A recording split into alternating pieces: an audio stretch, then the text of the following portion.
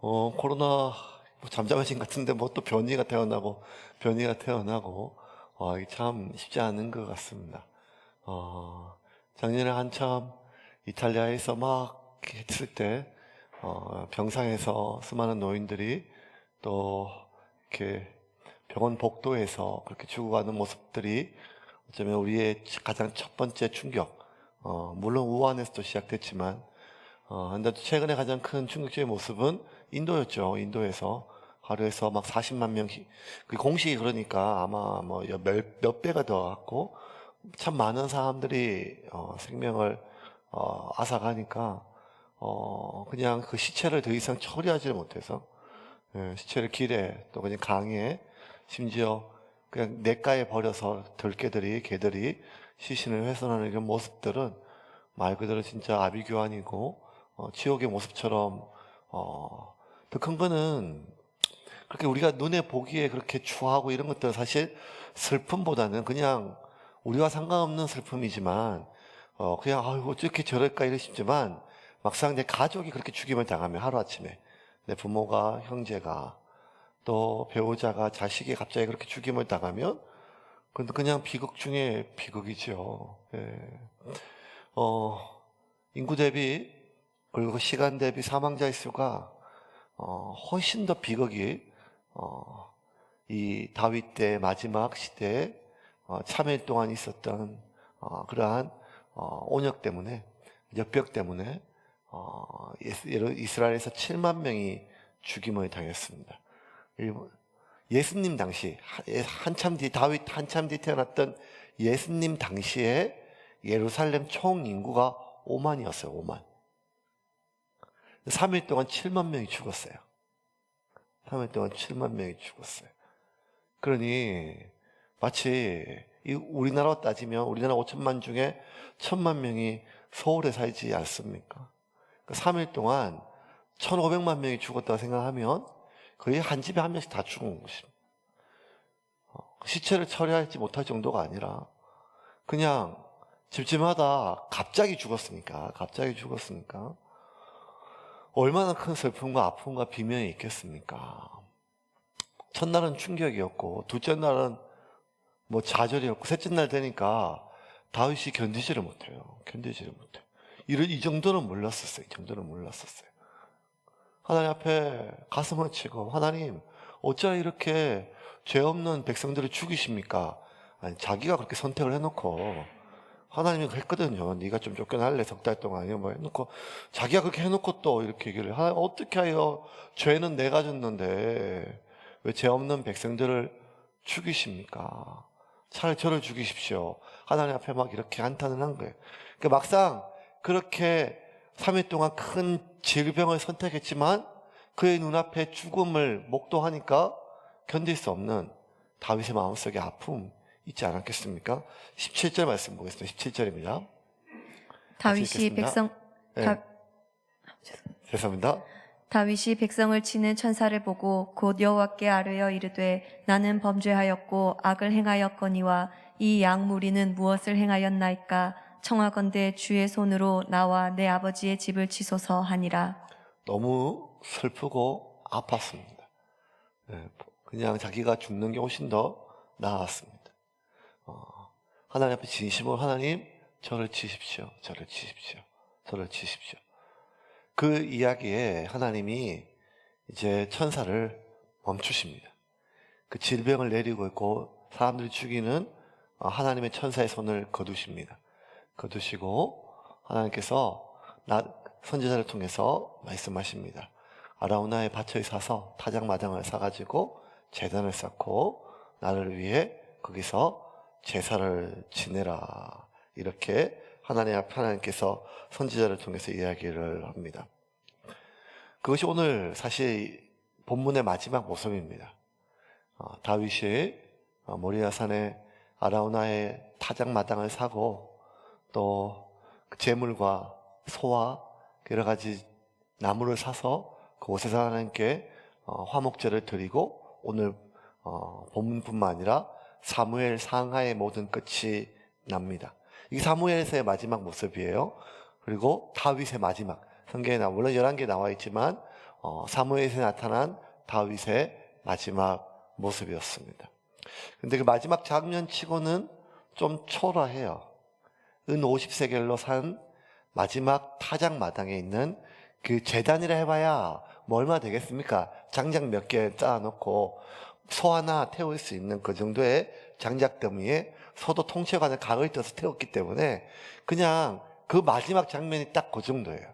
이런 표 정도의 땅을 사서 거기다가 장작을 올려놓고 소 한 마리 각을 떠서 올려서 하나님께 제사를 드리는데, 그 제사는 다윗 죄 때문에 억울하게 죽어가는 사람들의 죽음을 막기 위해서 다윗이 하나님께 마지막에 드렸던 제사입니다. 24절과 25절 마지막 절 같이 읽겠습니다. 같이 읽겠습니다. 왕이 아라우나에게 이르되 그렇지 아니하다. 내가 값을 주고 내게서 살이라. 값 없이는 내 하나님 여호와께 번제를 드리지 아니하리라 하고, 다윗이 은 50세겔로 타작마당과 소를 사고 그곳에서 여호와를 위하여 제단을 쌓고 번제와 화목제를 드렸더니, 이에 여호와께서 그 땅을 위한 기도를 들으심에 이스라엘에게 내리는 재앙이 그쳤더라. 마지막 모습치고는 참 초라하고 보잘것없지만 정말 인생은 뜻대로 안 되는 것 같아요. 뜻대로 안 되는 것 같아요. 살면 살수록 내 몸도 내 마음대로 안 되고 내 마음도 내 마음대로 안 되며 내가 낳은 자식조차도 내 마음대로 안 됩니다. 노력은 배신하지 않는다고 열심히 하는, 스스로 돕는 자, 하늘이 돕는 자, 뭐 이렇게 다 얘기하지만, 열심히 하지만, 살다 보면, 아무리 열심히 해도 뭐가 일이 막히고, 그리고 아무리 뭔가 진심으로 대했지만, 그럴 때마다 오히려 내가 바보처럼 여겨지는 순간들이 많죠. 그걸 보면 인생이 참 뜻대로 되는 것이 없습니다. 다윗 역시 마찬가지였습니다. 다윗은 이스라엘에서 가장 용감한 자였습니다. 이스라엘에서 가장 지혜로운 사람이었습니다. 여러분, 가장 용감하고 가장 지혜로우면 뭐든지 할 수 있잖아요. 심지어 뭐든지 할 수 있는 왕이었어요. 그럼에도 불구하고 다윗이 그의 마지막 인생의 모습을 봤을 때, 아이고, 내가 이거 하나, 이 땅떼기 하나에 이 소 한 마리 태우려고 평생을 그렇게 아둥바둥했나 하는 마음이 들지 않겠습니까? 이게 참 초라하고 서글픈 것 같아요. 오늘 낮에 제가 창원에 좀 갔다 왔어요. 창원에.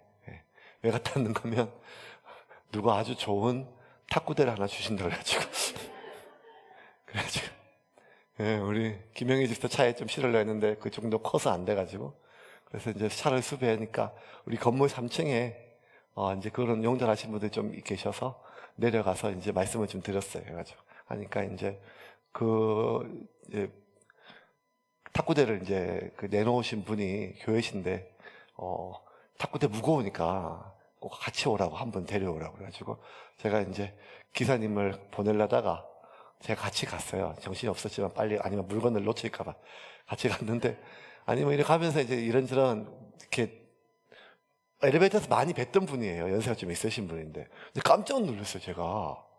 뭘 놀랐는가 하면, 이제 그 용달 하시고 막 이렇게 막 지mon교 이러시는 일을 하시는데, 79이라고 하신 거예요. 79이에요. 팔순이시잖아요. 그러니까 두 가지 마음이 들어요. 첫 번째 마음 아니 대단하시다. 두 번째 마음은 탁구대는 나 혼자 옮겨야겠구나. 나이를 괜히 물어봤네. 아니 머리도 까매세요. 이렇게 염색을 안 하셨다는데 머리도 검으시고 건강이 이제 있으시니까 아주 이렇게 몸이 다부지시고 하셔서. 그래서 이제 이제 가면 오면 많은 얘기를 하셨어요. 제가 얘기도 하고 이렇게 하니까 이렇게 막 좋으셨는지 이런저런 얘기 하시는데, 아들 둘인데 이렇게 혼자 사시는데 아들 다 키워서 장성하시고 적정하시게 하다가 막 아들님 욕을 막 하시는 거예요. 이 나쁜 놈들 막 호로 그래서 왜 그러세요? 그러니까 아들이 좀 나쁘세요? 해묻잖아요. 그랬더니만 나쁜 놈들이라고. 왜요? 그러니까 뭐 하는데 아들이, 그러니까 한 놈은 변호사고 한 놈은 의사래요. 그래서 이게 뭐가 나쁘지? 이렇게 얘기 들어봤더니 얼마나 공부를 잘했는지 아들이 부산 나오고 이제 서울대학교 법학과 수석으로 들어가가지고 대학교 2학년 때 사법고시를 하고 검사가 돼서 막 하고, 또 둘째 아들은 연세대 의예과를 들어가가지고 의사가 돼서 지금 의대 교수를. 그래서 아니 부산에서 최고인데요 막 그랬더니 막 또 욕을 막 하는 거예요. 그래서 아니 왜요? 그러니까 홀로 남아있는 아버지를 돌보지 않는다고 막 이렇게 얘기하시면서, 그래서 막 아니 왜 이렇게 뭐 생활비를 안 보내세요? 그러니까 또 막 성질을 내시면서 돈이면 다해요 뭐 이렇게 얘기하시면서 막 그렇게 하시면서 이제 남이 부끄러워서 얘기를 못 하겠다고 막 얘기하시면서 이제 다 첨부는 저한테 얘기를 다 하세요. 이렇게 하시면서 오며 가면서 이제 얘기를 쭉 하시는데, 아유 참 열심히 키우시고 하시고 이제 운전하시면서 이렇게 의대 하나 공부시키기가 어렵잖아요, 서울에서. 그러니까 진짜 돈 버는 족족 하시면서 어떤 마음이 있으시는가 하면 천지를 다 얻으신 줄 알았대요, 천지를. 큰아들이 하고 작은아들이, 큰아들 제세할 같이 학교를 갔는데 서울대, 법대, 연세대, 의대에 들어가가지고 몸이 부서져라 이랬는데 하나도 힘들지 않고 내가 아주 팔자를 고치겠다 이제. 예, 판검사, 의사 그러면 막 그래 몸이 부서져라고 이렇게 하고 그렇게 했는데, 어느 세월이 흘러서 사모님도 돌아가시고 본인이 이제 혼자 계시는데 현 상황을 보니까 이제 뭐 자세한 내용은 좀 그렇지만 이제 혼자 이렇게 일을 하셔야 이제 생활이 되시는 모양이에요. 그걸 들으면서 야, 참 인생이 뜻대로 되는 게 하나도 없겠구나 하는 생각이 들어요. 뭘 그렇게, 그래서 너무 후회스럽다는 거예요. 뭘 그렇게 후회스러우세요? 그러니까 아들놈들 대학 보는 게 후회스럽대. 그냥 옆에 있는 공장에서 일했으면, 녹산이나 보냈으면 지금 알콩당수에 옆에서 데리고 살았고 앞 손주도 보고 이랬을 건데.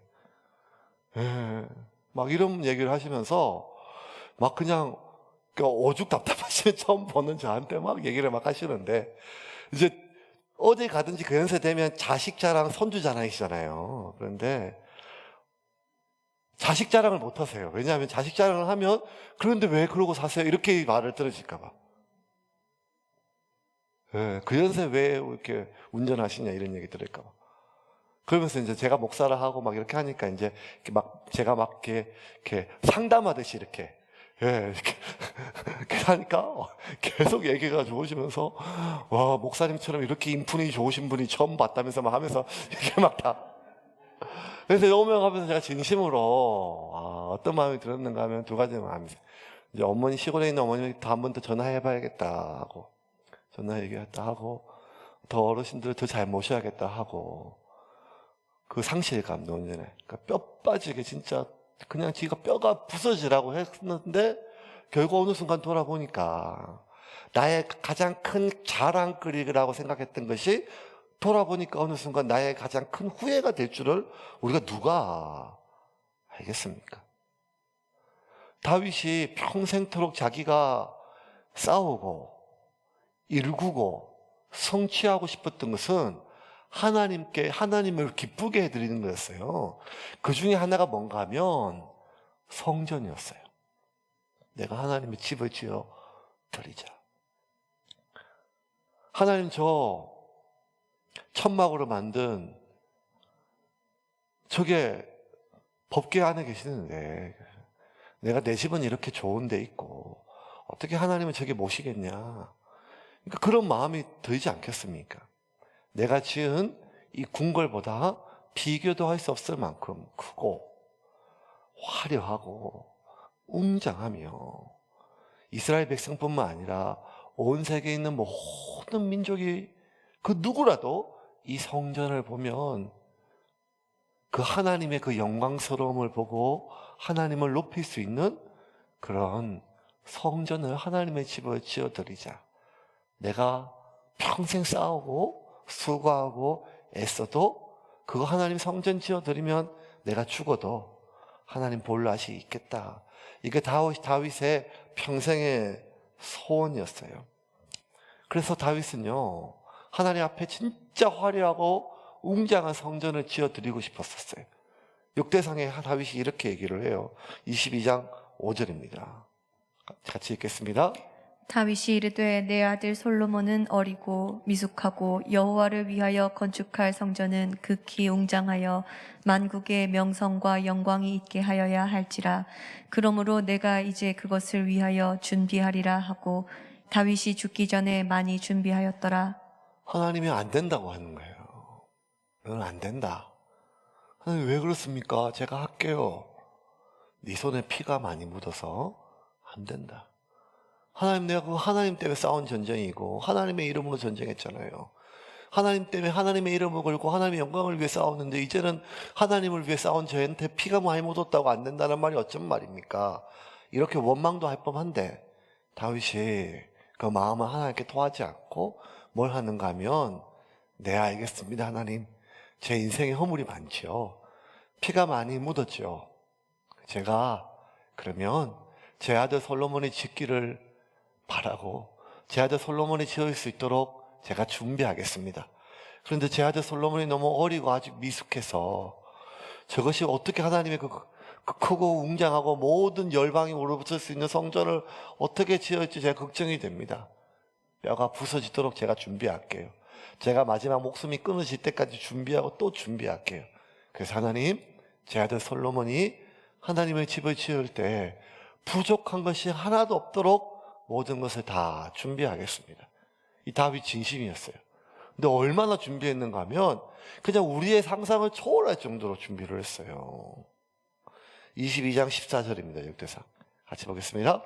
내가 환난 중에 여호와의 성전을 위하여 금 10만 달란트와 은 100만 달란트와 놋과 철을 그 무게를 달 수 없을 만큼 심히 많이 준비하였고 또 제목과 돌을 준비하였으나 너는 더할 것이며. 막 그냥 앞에 금, 은, 동, 뭐 철 많은데 그냥 앞에서 하나만 봐도 금 10만 달란트면요 현재 무게로 3,400톤이에요. 3,400톤이면 오늘날 2021년 한국, 중국, 일본의 국가 보유했던 금의 양을 다 합쳐도 3,400톤이 안 돼요. 전 세계에 있는 모든 금을 다 모은 거예요. 은은 더 많아요. 철과 동은 뭐 말할 것도 없어요. 얼마나 죽기 살기로 모았어요. 그런데 다윗이 이걸 모을 때 아주 풍요롭고 풍성하고 막 좋을 때 이런 게 아니라 가장 힘들고 어려울 때. 다시 한번 볼까요? 14절. 방금 전에 그랬잖아요. 같이 읽겠습니다. 시작. 내가 환난 중에 여호와의 성전을 위하여 금 10만 달란트와 은 100만 달란트와. 저기까지. 언제 모았다고요? 환난 중에. 환난 중에. 얼마나 전쟁이 많았어요. 얼마나 많이 쫓겨다녔어요. 어쩌면 그가 왕으로 제외했던 시기보다 쫓겨다니고 사울에게 그리고 압살롬에게 뭐 이런 그런 그 주변에 있는 전쟁할 때 이때가 훨씬 더 많았잖아요. 누리고 풍성할 때보다 훨씬 더 환난한 시기인데 그럼에도 불구하고 언제 목숨이 날아갈지도 모르는 그 절박한 상황 속에서 다윗이 마지막 피 한 방울 땀 한 방울 짜내듯이 하나님의 집을 짓기 위해서 하나하나 다 준비를 했어요. 다윗의 마음이 어땠겠어요? 그렇게 성전을 준비를 했어요.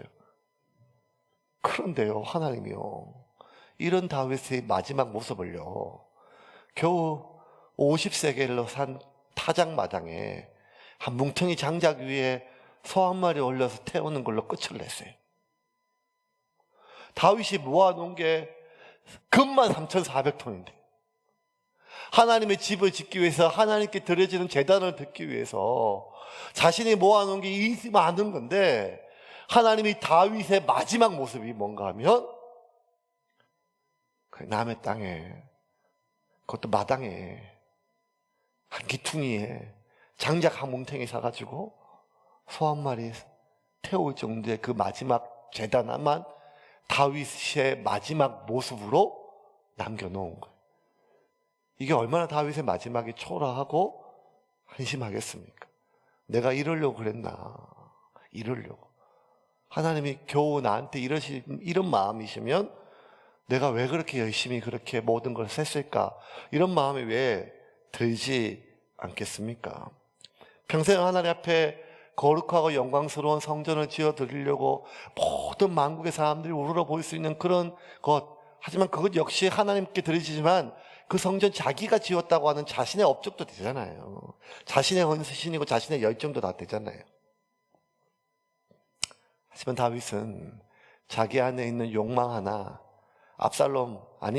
바세바 사건 이후로 압살롬으로 인하여 그 큰 곤욕고 인간이 당할 수 없는 치욕과 아픔을 겪었으면서도 하루아침에 자기의 아들들이 다 죽는 일을 겪고 마지막 남았던 압살롬마저 죽임을 당하고 뭐 이런 일을 다 겪었으면서 그럼에도 불구하고 마지막에 자신의 어떤 욕망을 제어하지 못하고 내가 내 노년에 얼만큼 이루었나, 얼만큼 성취했나 그거 한번 알아보려고 하나님이 원하지 않는 인구조사 그거 했다가 결국 그 노역에 대해서 하나님이 징계하시고 다윗의 마지막 노역 때문에 7만 명이 죽임을 당했어요. 이걸 봤을 때 다윗이 그의 마지막 모습이 얼마나 초라하고 어렵습니까?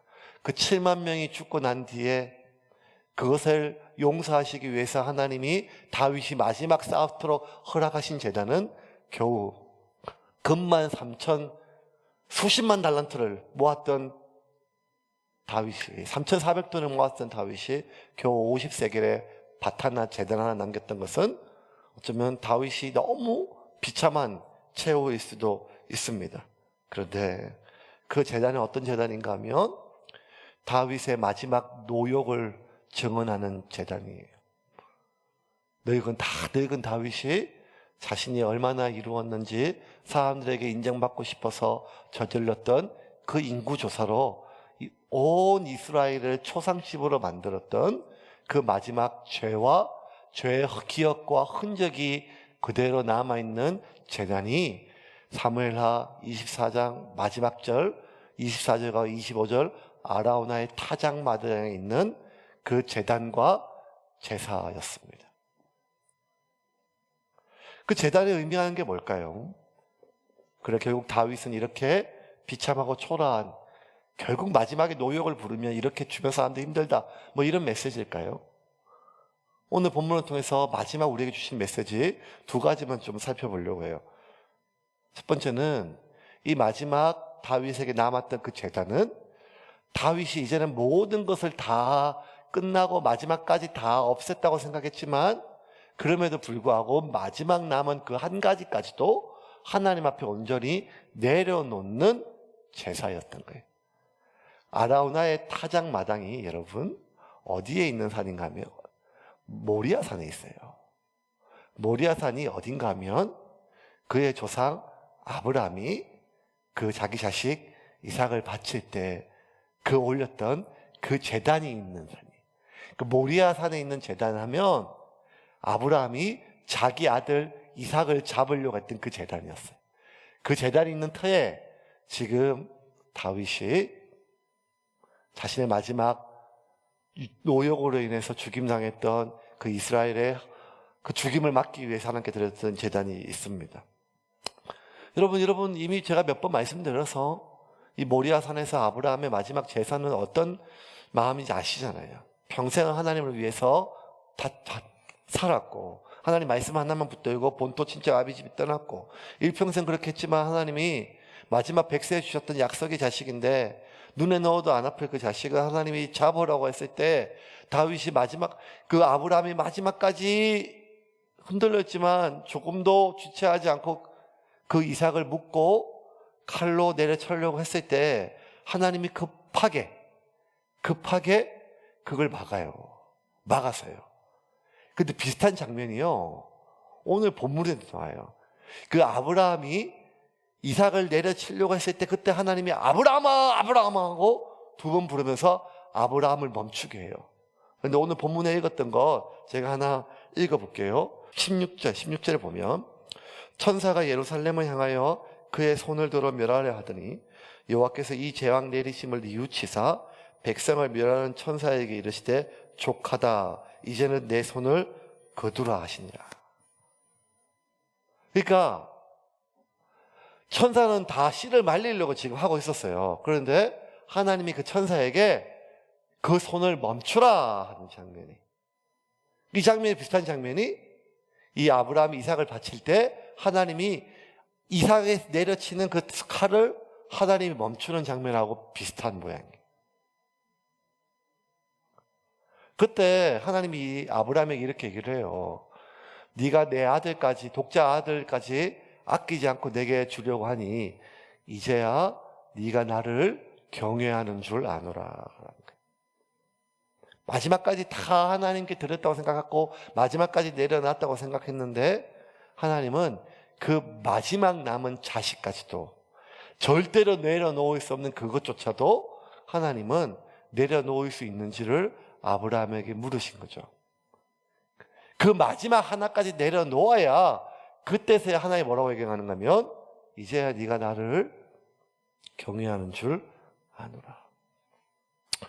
여러분 이거 들으면요 참 무서운 말씀이에요. 아유, 하나님이나 진짜 내가 열심히 살고 열심히 기도하고 신앙생활을 했는데 어느 순간 나한테 이렇게 무서운 말씀하시면 어떡하지? 아직도 하나님 성에 안 차면 어떡하지? 도대체 얼마나 더 해야 이제야 할까? 다윗 역시 그런 마음이 들었는데 다윗의 마지막 아리우나의 타작마당은 이 모리아산에 아브라함의 마지막 그 제사처럼 다윗의 마지막 남은 게 뭔가 하면 내가 평생 옷 좀 없고 하나님 앞에 성군처럼 이스라엘 백성의 내 선대왕 사울 왕처럼 그런 패역한 왕, 하나님이 후회하는 왕이 아니라 하나님 보시기에 기뻐하는 왕, 백성들이 볼 때 기억에 다윗 왕은 참 성군이었고 좋은 왕이었고 훌륭한 왕이었다 하는 것. 그래서 다윗의 마지막에 욕심은 하나밖에 없었어요. 이것 하나만 남기고 싶다는 거예요. 이것 하나. 내가 죽기 전에 이것 하나 남기고 싶다는 거예요. 이것 하나. 뭘 내가 이 나이에 뭘 먹어도 좋고 맛도 모르고 뭘 들어도 내가 좋은 거 모르는데 내가 마지막 하나 이것 하나 내가 남기고 싶다. 내가 좋은 왕이었다는 것, 성군이었다는 것, 하나님 앞에 뭐 하나 남기고 싶다는 것. 그래서 인구조사 한 거거든요. 이만큼 이뤘다는 거 보여주게 역사의 기록에 남겨야 되니까요. 그런데 하나님 그것마저도 철저하게 깨뜨렸어요. 아무것도 남기지 말고 다 흙에서 왔으니 흙으로 돌아가라는 거예요. 왜? 네 손에 피가 많고 바세바도 범했고 우리아도 죽이고 그리고 마지막 인구조사까지 했으니 너 같은 게 뭘 기억에 남기냐 이런 것이 아니라 너는 내가 기억할 테니까. 너는 내가 사람들에게 기억나게 할 거니까. 너는 그냥 조용히 너에게 맡겨진 것이 소명이 끝나면 사라지라는 거예요. 근데 이게 참 얼마나 어렵겠어요. 얼마나 어렵겠어요. 하나님이 이 약속 지키셨어요. 왜냐하면 다윗이 죽고 나서 북이스라엘과 남유다로 나눠졌을 때 북이스라엘에 있는 수많은 왕들이 패역했었고 남유다에 있는 왕들도 많이 패역했어요. 똑같아요. 근데 북이스라엘을 멸망시키시고 남유다 왕들은 북이스라엘 왕들과 같이 패역했는데도 불구하고 멸망시키지 않으세요. 그때마다 하나님이 이렇게 얘기했어요. 내가 내 종 다윗을 기억하여. 내가 내 종 다윗을 기억하여 너의 이 악행에도 불구하고 너를 완전히 파멸시키지 않으리라. 자녀를 위한 부모의 기도는 결코 땅에 떨어지지 않을 믿으십시오. 내 당대에 응답되지 않으면 내가 내 기도가 응답되는 것을 못 보고 죽는 한이 있다 할지라도 하나님은 반드시 우리의 기도를 기억하시고 악인에게조차 그 부모의 기도로 손으로 갚으시는 분이심을 믿으시기를 바랍니다. 그게 우리의 소망이에요. 그것이 우리의 소망이에요. 하나님은 다윗을 기억하시고 다윗이 기억되게 하셨어요. 그래서 너의 마지막 남은 것, 하나님 내가 이거 하나만 남기고 싶어요. 나는 사람들에게 그렇게 나쁜 사람으로 기억되고 싶지 않아요. 하나님, 난 사람들에게 그렇게 존재감 없는 것으로 남기고 싶지 않아요. 하나님, 내가 사람들에게 그렇게 오해받는 것으로 남고 싶지 않아요. 이런 마음 어쩌면 큰 욕심이 아니잖아요. 그런데 하나님은 아니다. 마지막 남은 그것 하나. 이것 하나 남기고 싶은 그것조차도 철저하게 내려놓기를 바라셨어요. 그래야 네가 나를 경외하는 줄 알겠다는 거예요. 다윗의 이 제단이 주는 두 번째 의미는, 다윗의 마지막 제단은, 구약시대에서 제단은 죄 많은 인간이 하나님을 만날 수 있는 유일한 통로예요. 그 제사를 하나님이 받으시고 우리의 죄를 용서하시고 그 제사를 드리는 우리의 죄를 우리가 하나님께 용서받을 수 있어요. 그러므로 그 제사는요, 그 제단은 거룩하신 전능하신 하나님과 죄 많고 허물 많은 인간이 만나는 유일한 접촉점이에요. 그 제단을 통하여 하나님은 인간에게 안착하시고 인간은 그 제단을 통하여 하나님께 안착을 할 수 있습니다. 여러분, 안착은요, 생명이 자라나는 가장 중요한 순간이에요. 요즘에 아이들이 잘 안 생겨요. 결혼해도. 결혼을 하도 늦게 하니까 애도 젊을 때 낳아야지 늙으니까 잘 안 생기는 모양이에요. 그래서 주변에 보면 이렇게 뭐 시험관을 많이 해요. 시험관을 많이 하면 돈도 많이 들고 뭐 하잖아요. 그런데 기술이 하도 좋아서 웬만한 건 다 성공을 해요. 뭐에 성공한가 하면 난자와 정자를 수정하는 수정체는 다 성공을 해요. 이건 거의 100%예요. 근데 그렇게 다 100% 성공하는데 뭐가 실패하는가 하면 이제 엄마 자궁 속에, 산모의 자궁 속에 수정체를 집어넣고 착상이 돼야 되거든요. 착상이 돼야, 그 자궁 안에 안착이 돼야 세포 분열을 통해 가지고 이제 사람으로 자라잖아요. 그런데 아무리 좋은 병원에서 아무리 훌륭한 의사가 그렇게 해도 그 수정된 그 생명이 자궁에 안착되는 것은 의학적 기술로 안 되는 거예요. 하나님이 하시는 일이죠. 그런데 사실 난자와 정자가 만나면 생명체인데 아무리 생명체가, 그 수정체가 수백 개가 있어도 그 자궁 안에 안착되지 못하면 생명으로 자랄 수 없는 것처럼, 여러분, 예수를 믿고 예수를 영접해서 우리 안에, 영혼 안에, 우리 영혼 안에 우리의 영이 새로운 생명을 얻잖아요. 우리가 너무 오랫동안 육적으로 살아서 내가 예수를 영접하는 순간 내 안에 어떤 영적인 변화가 일어나는지 모르죠.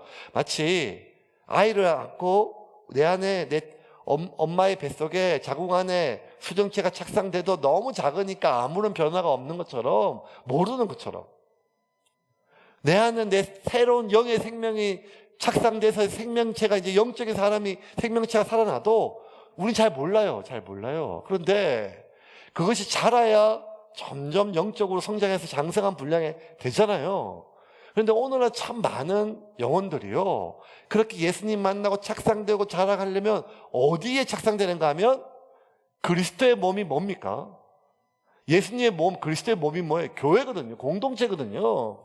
교회 공동체에 착상이 돼야 되는데, 그래야 자랄 수 있는데, 악한 원수 마귀들은요, 예수를 믿고 영혼이 살아났음에도 불구하고 그 영혼이 교회 공동체에 착상되는 것을 어떻게든지 막아요. 시험에 들게 하고, 개인적으로 시험에 들고, 교회가 시험에 들고, 관계에서 시험에 들고, 그 수많은 갈등 때문에 여러분 지금 아시잖아요. 내가 하나님 믿고 예배 드리는데 어느 순간 보니까 예배 드릴 곳이 없어요. 기도할 곳이 없어요. 다닐 교회가 없어요. 이런 많은 생각들이, 지금도 가나안 성도, 애굽은 탈출했지만 젖과 꿀이 흐르는 가나안에 도착하지 못했던, 그러한 가나안에서 광야에서 죽었던 그 이스라엘 백성처럼 예수는 믿지만 교회 공동체에 안착되지 못했던 영혼들이 이 세상에 얼마나 많습니까? 지금 대한민국 안에. 세움교회가 개척했을 때 안전한 공동체, 안전한 사람들, 안전한 공간, 이 두 가지는 그 하나, 여러분 홈페이지 잘 안 보시겠지만 홈페이지 안에 제가 개척했을 때 적었던 글이 하나 있어요. 세움교회는 그렇게 예수님을 만났지만, 그런 영적인 생명이 수정되었지만 공동체를 착상되지 못해서 떠도는 수많은 영혼들이 착상될 수 있는 안전한 하나님의 집이 됐으면 좋겠다. 안전한 사람들이 됐으면 좋겠다. 그것이 제 비전이었고 교회를 개척했을 때 유일한 제 꿈이었거든요. 우리가 하나님께 안착을 해야 잘하죠. 하나님께 안착을 해야 우리의 영혼이 자랄 수가 있습니다. 그런데 하나님께 온전히 안착하지 못하면 원수 마귀가 그냥 삼키고 햇볕에 그 은근키에 잡초에 우는 사자와도 같이 그 많은 생명들을 얼마나 다 지금도 삼키기 위해서 애쓰고 수고하고 있습니까? 우리 삶을 돌아보면요, 하나님의 집에 안착되지도 못하는 것도 있지만 우리의 인생, 그냥 그 사람의 인생 속에 안착되지 못한 사람들이 참 많다는 거예요. 오늘 낮에 그 어르신 이야기를 다 들으면서 제가 마음이 너무 속상했어요. 예. 새벽 2시 반에 이 사무실에 나오신대요. 왜 이렇게 일찍 나오세요? 일이 그렇게 많으세요? 그러니까 하루 종일 공 쉬고 가는 날이 많대요. 그러면 새벽에 왜 2시 반에 나오세요? 그러니까 새벽에 2시에 눈이 떠지는데 어두컴컴한 방에 하루 종일 있으면 답답하고 미치겠대요. 그래서 나와가지고 오신대. 저녁에 또 빈집에 가시고. 그러니까 자기가 지금 어디가 집인지도 모르겠고, 이 일이 내 일인지 아닌지도 모르겠고, 내 자식이 내 자식인지도 모르겠고, 내가 80년을 살았지만 내가 내 직업이 뭔지도 모르겠고, 정말 많은 직업을 하셨더라고요. 그러니까 오늘 얘기하는데 막 눈물을 지으면서 얘기를 하시는데, 이제 그런 얘기를 보니까 담아뒀다가 누구한테도 못하신 얘기니까, 그게 목사라고 하면서 귀담아 들으니까 그냥 따인 게 막 폭포수까지 써오시는데, 평생 80년을 살았지만 내가 내 직업이 뭔지도 모르겠고, 내 직업에도 안착되지 못하고, 아내에게 안착되지 못하고, 자식에게 안착되지 못하고, 내가 취미도 없고 놀 줄도 모르고 친구도 없고, 뭐 이런 얘기 쏟아냈는데, 뭐 그렇다고 어르신 올라가서 같이 탁구라도 한 게임 합시다 이렇게 할 수도 없고. 제 아버님 같으세요. 제 아버님. 그냥 마지막 돌아가실 때 당신 인생은 실패한 인생이라고 얘기하시면서 평생을 그 어느 곳에도 안착되지 않았던 그 우리 부모님 세대와 지금도 이 순간에도 집이 있는데 지금도 집에 들어가지 않고 밤거리를 헤매는 수많은 가장들과, 집에 남편이 있지만 방을 따로 쓰고 한 침대를 써도 마음속에 서로 안착되지 못하고, 부부가 한 몸이라 했지만 이미 몸과 마음과 그 정서가 분리된 채 부모와 자식이, 따지고 보면 아니 내 속에서 낳았던 자식도 나하고 지금 안착이 안 되는데, 어느 순간 돌아보면 나는 누구인지, 내 이름 무엇이고, 내 가족은 무엇이고, 내 인생은 무엇인지 그 어느 곳에서조차도 안착되지 못한 것이 어쩌면 우리 인생 아니겠습니까? 흙에서 왔다가 흙으로 가는 것이 인생이라 하지만 어쩌면 그 어느 것도 인생이 되지 못하죠. 다윗이 그랬던 것 같아요. 다윗이 하나님 앞에 누구보다 예배자였어요. 찬양하고, 다윗이 악기를 연주하면 사울 왕에게 있었던 악신이 떠나갈 정도로 영성이 깊은 예배자였어요. 다윗은 용사였어요. 다윗은 군인이었고 지혜자였고 왕이었어요. 하지만 되돌아보면 다윗이요, 그 어느 순간에도 뭐가 안착이 안 됐었어요. 물론 마음에 하나님이 그 다윗의 인생을 통틀어서 내 마음에 합한 자라고 선포했지만, 다윗이 평생 하나님께 그런 음성 듣지 못했어요.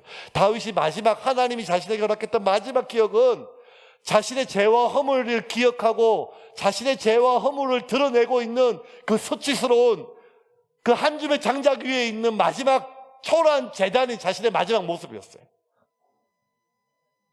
내 죄 때문에 7만 명이 죽임당했는, 결국 이스라엘 백성들은 나를 그 마지막 노역 때문에 내 아버지를 죽이고 내 형제를 죽이고 내 가족을 죽였던 성군은커녕 저 욕심쟁이 늙은이로 기억될 것을 생각하면 눈을 감을 수가 있겠습니까? 그런데 하나님은 다윗에게 마지막 제단을 쌓으라고 했어요. 왜냐하면 그 제단이 하나님과 다윗이 안착할 수 있는 장소예요. 왜냐하면 그 비밀이요 25절에 있어요. 25절, 마지막 25절. 25절 같이 읽겠습니다. 25절 시작. 그곳에서 여호와를 위하여 제단을 쌓고 번제와 화목제를 드렸더니 이에 여호와께서 그 땅을 위한 기도를 들으심에 이스라엘에게 내리는 재앙이 그쳤더라. 자, 재앙이 죄를 짓고 그 죄의 결과로 재앙이 왔어요. 그러면 하나님께서 다윗에게 지내라고 했던 제사가 뭐가 돼야 되는가 하면 속죄제를 드려야 돼. 속죄제. 네가 마지막에 그 난리를 치고도 아직도 못 깨달았냐? 너 우리아 범하고 아니 바세바 범하고 우리아 죽이고 하루아침에 그것 때문에 네 아들이 나머지 아들 다 죽이고 아들에게 조차 쫓김 당하고 백주 대냐사의 아들이 아비의 여인 어미를 범하고 그 일을 다 겪고도 그 마지막에 네 이름이 어떻게 남을지 뭐 얼마나 성취했는지 그게 뭐가 중요하냐? 에이구 이놈아, 마지막에 그냥 지옥 가지 말고 죄나 좀 씻고 가라 하고 지내는 죄가 속죄제야 돼요. 그거 맞아요. 누구보다 율법을 아는 다윗이 그걸 모르겠어요? 근데 하나님이 다윗의 마지막 제단에 다윗이 드리는 마지막 제사를 속죄제가 아니라 화목제를 드리겠어요. 25절 다시 제가 읽을게요. 그곳에 여호와를 위하여 제단을 쌓고 번제와 화목제를 드렸더니 이에 여호와께서 그 땅을 위한 기도를 다윗의 기도를 들으심에 이스라엘에게 내리는 재앙이 그쳤더라.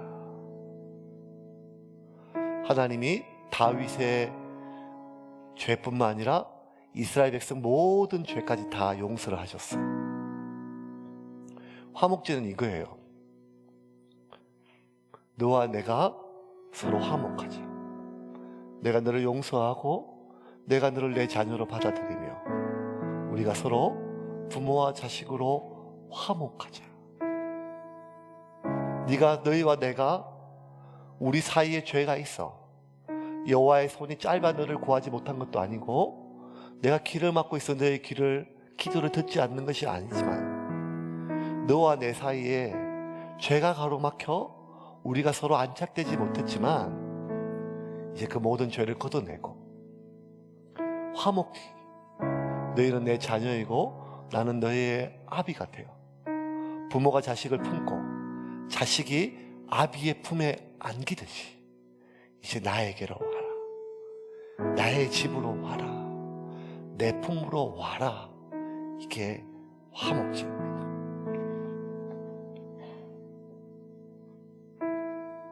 용서하시고 우리를 받아주시는 하나님과의 화목하게 됨을 감사하는 화목제.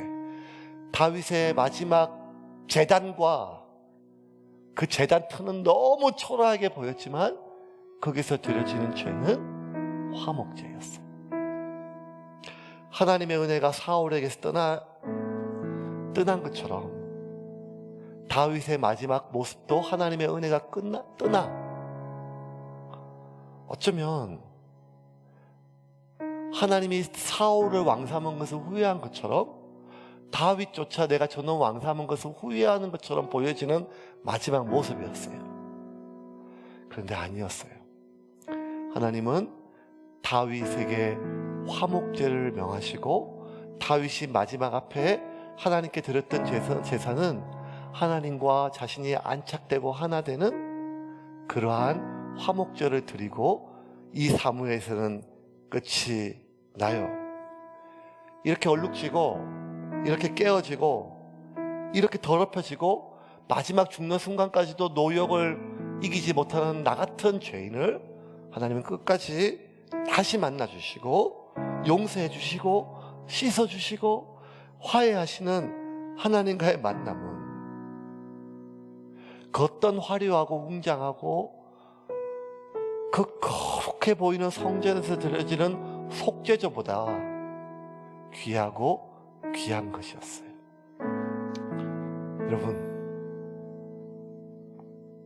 다윗은 평생 하나님 앞에 크고 웅장한 화려한 그 성취 속에서 이루어진 그 성전에서 하나님께 드려지는 제사, 그것을 꿈꿨지만 하나님이 원한 것은 크고 화려했던 많은 사람들의 박수 쳐주는 그러한 높은, 그러한 큰 제단 위에 드려지는 제사가 아니라 여전히 나의 죄와 허물, 여전히 나의 연약함을 기억하고 증언하고 있는 그런 초라한 제단이지만 그 제단 위에 깨어지고 부서진 상태로 하나님 앞에 드려지는 제사를 주님은 마지막까지 원하신 것입니다.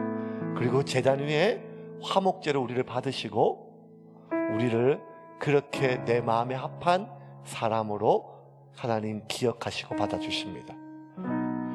인생 돌아보면요, 저도 지금 이제 불쑥불쑥 올라오는 욕망이 있어요. 목사의 욕망이 뭐겠어요? 돈을 한번 떼돈 벌어보자 이러겠어요? 사람들을 좀 많이 모아보자. 설교 잘하는 목사, 큰 교회 목사, 뭐 그런 생각이 불끈불끈 올라오고, 아침에 기도하고 저녁에 기도하면서 눌러놓으면 언제 또 올라오는가 하면 동기 목사들하고 전화하면 또 올라오고, 다른 목사들 만나보면 또 올라와요. 그러면 그 목사들 안 만나면 되는데 밤새도록 새벽에 아침에 기도해놓고 눌러놨던 그 사람 만나면 또 올라오고. 그랬던 제가 또 주변에 있는 친구 목사들, 또 개척하는 목사들 만나면 저도 모르게 초라하게 만들고, 이 인간의 모습이 아니겠습니까? 근데 여러분, 하나님 진짜 원하신 건 뭐였는가 하면, 하나님 진짜 마지막까지 받으신 건 뭔가 하면 그 어떠한 성취와 그 어떠한 성공이 아니라 우리는 죄인이라는 거예요. 우리는 마지막 죽는 순간까지 나의 속에 있는 욕망 하나 제어하지 못해서 주변에 있는 사람들에게 정말 참 초라하게 기억될 수밖에 없는, 하나님 앞에 거룩하고 순전하고 깨끗하고 맑고 많은 것을 이뤘던 그런 것이 아니라 오점과 얼룩과 실패로 가득한 그러한 인생 속으로 기억되지만, 그렇게 남을 거지만, 그럼에도 불구하고 우리의 연약함을 알고 하나님 이런 나를 받아주십시오라고 하나님 앞에 나아갈 때, 하나님은 네 죄를 씻고 오느라고 속죄제가 아니라, 오라, 너희 죄가 주홍같이 붉을지라도 눈과 같이 희어질 것이요, 너희 죄가 태산같이 높을 거라도 내가 너희를 품어주겠다고 부르시는, 화목해 하시는 주님이십니다. 그 예수님을 통하여 우리를 그렇게 하셨습니다. 그러므로 하나님께 안착하십시오. 여러분이 바라보는 그 직업에, 그 여러분의 소원에, 그 성취에, 사람들의 박수에, 사람들의 인정에, 그 무엇에 여러분 안착하지 마시고, 여러분 죽을 때까지 그 결코 안착할 수 없습니다. 심지어 우리는 우리의 가족에조차 안착할 수 없습니다. 내 자녀에게조차 안착할 수 없습니다. 인간은 그런 존재입니다. 인간이 유일하게 안착할 수 있는 것은 하나님이십니다. 그리고 하나님 앞에 우리가 안착하는 순간이 예배입니다. 제단입니다. 그러면 오늘 이 순간 하나님, 내가 하나님께 안착되기를 원합니다. 오늘 하루 종일 내 눈이, 내 귀가, 내 마음이 수많은 세상의 것에 들떠서 그 어느 것도 들떠지 못하고 내 자신의 초라하고 비참하게 느껴지는 순간순간들이지만, 하나님, 내가 하나님 앞에 온전히 안착될 수 있도록 도와주시고 화목케 하여 주시옵소서. 그리고 하나님과의 나와의 안착이 우리 자녀들에게 흘러가게 하여 주시옵소서. 시간 기억하면서 최선을 다해서 오늘 하나님의 제단 앞에 나아갑시다.